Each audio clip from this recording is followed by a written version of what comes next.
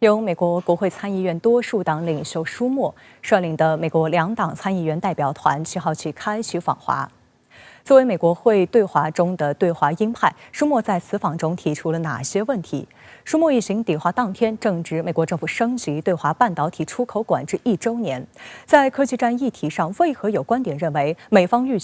预想中的胜利渐行渐远？来看报道。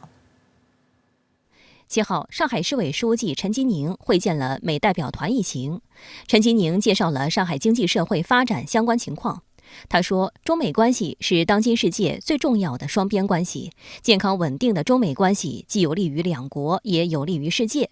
作为中国的经济中心城市和改革开放的前沿窗口，开放、创新、包容是上海这座城市最鲜明的品格。我们一切工作的出发点和落脚点就是让老百姓过上好日子，愿在推动中美两国关系发展中积极发挥地方的作用，持续扩大经贸往来，拓展友好城市合作，不断深化人文交流，欢迎美国企业把握中国式现代化机遇，通过上海深耕广阔的中国市场。我们将一如既往营造市场化、法治化、国际化一流营商环境，助力企业更好投资兴业，在合作共赢中实现更大发展。我们共同向世界发出，我们双方需要进一步的加强沟通对话合作，推动中美关系止跌企稳的这样一个积极的信号。舒默一行感谢上海的热情招待，对这座充满活力的现代化国际大都市印象深刻，并就推动经贸往来等问题做了交流。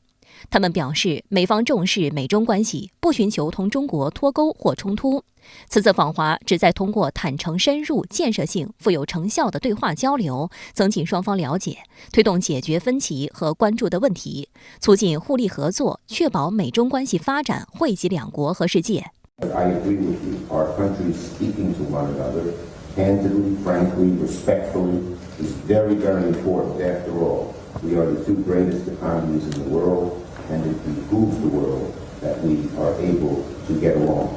深圳卫视注意到，除了合作的议题之外，舒默还强调了在华美国公司的自由竞争问题。启程前往中国前，舒默曾表示，自己想听听中国人到底对美国有什么不满，就像中方应该听听美方对中国有什么不满一样。当你坦率地交谈时，可以比拐弯抹角地解决这些问题更好。事实上，在外交权的实践中，国会的地位和作用有的时候时常优于总统，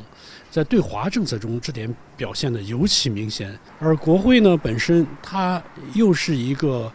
与美国国内的选区的联系异常密切的，这就意味着这次舒默的访华会将美国国内许多的不同的利益群体在华拓展发展空间的这样的一个主题与中方沟通和交流。舒默临行前还提到，自己计划提出对美国半导体制造公司美光在华运营的问题。外界注意到，与舒默一同访问的还有共和党参议员克拉珀，他就来自美光科技公司总部所在的爱达荷州。纽约时报称，作为美国国会中的对华鹰派，近年来舒默一再呼吁美国要对中方采取强硬立场，并推动通过芯片和科学法案。此外，他正在参议院积极推动名为《中国竞争法案 2.0》的新法案。而舒默此访也正值美国政府以出台临时规则形式更新出口管理条例，升级对华半导体出口管制1周年时间。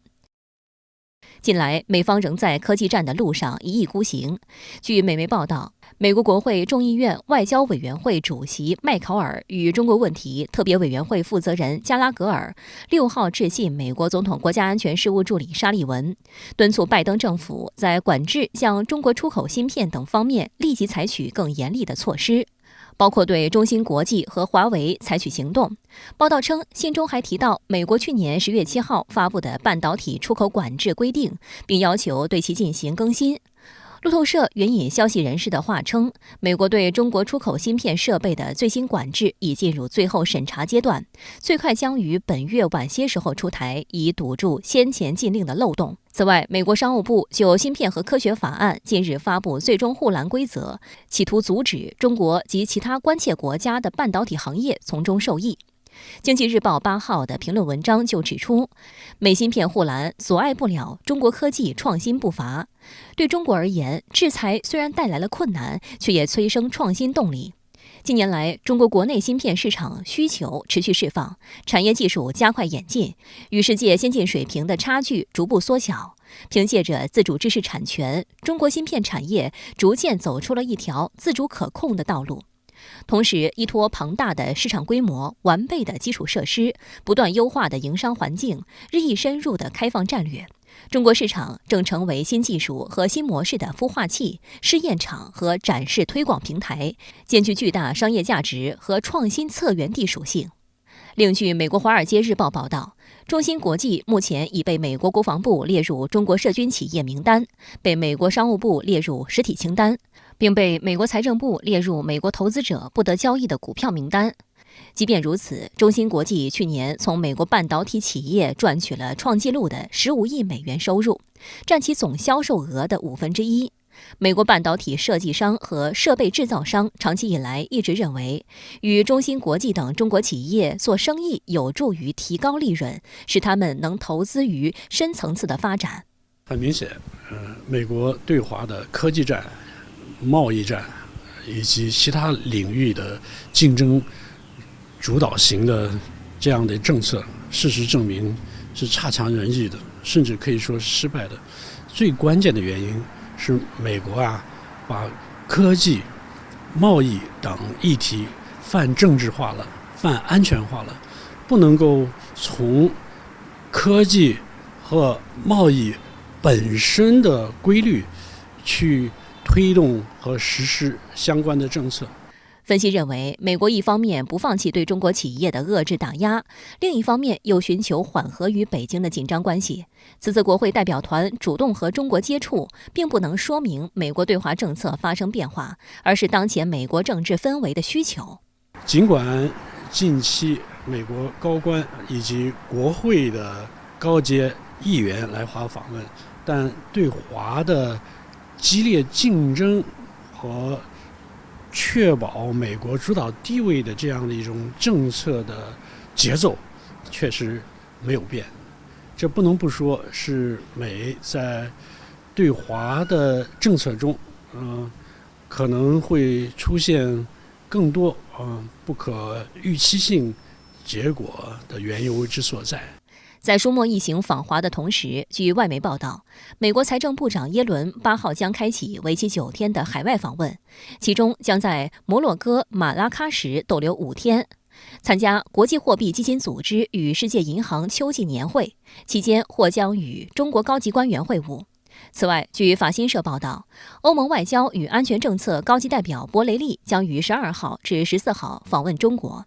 在此之前，博雷利的中国之行今年已2度推迟。欧盟本周还宣布正式启动对中国电动汽车的反补贴调查，引起中方强烈不满，这令博雷利此行备受外界关注。